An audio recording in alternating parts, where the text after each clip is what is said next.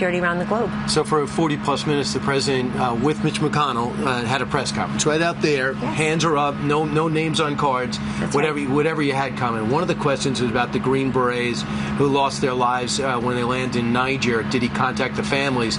And then the president said, I want to contact everyone directly. That's one thing I wanted to do. And he contrasts himself with other leaders, and people are going to town on his answer. First, let's hear it.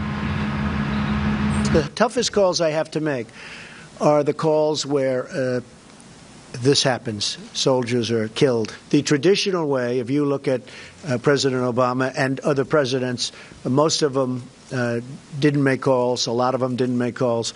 I like to call when it's appropriate, when I think I'm able to do it.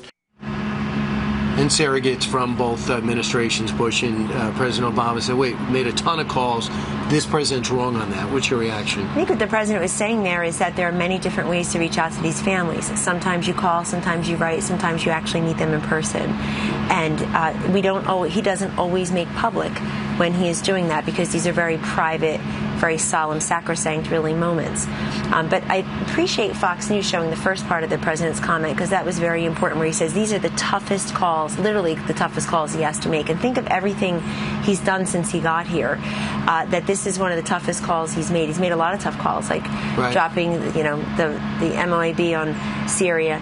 And the fact is that this is a man who has a great capacity for empathy. People remember how Corinne Owens at the joint session back in late February, and what a moment that was for the nation, how spontaneously the president recognized her. And I thought that was a moment where the commander-in-chief / president of the United States showcased really how we can all elevated us all to be our most compassionate selves.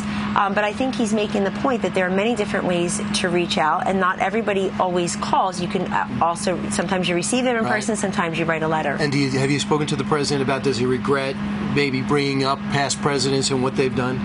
The president is I think he made very clear there what he meant and what he was saying. And his focus, again, Brian, his focus is always on the grieving, on the families, on the loss of life, and on protecting our soldiers. I mean, if I can think of 2 or 3 main reasons, motivators for Donald Trump to run for president in the first place, first responders, our great veterans, our military, our law enforcement are up there. So we have, I think it was Nick Boyer, who is a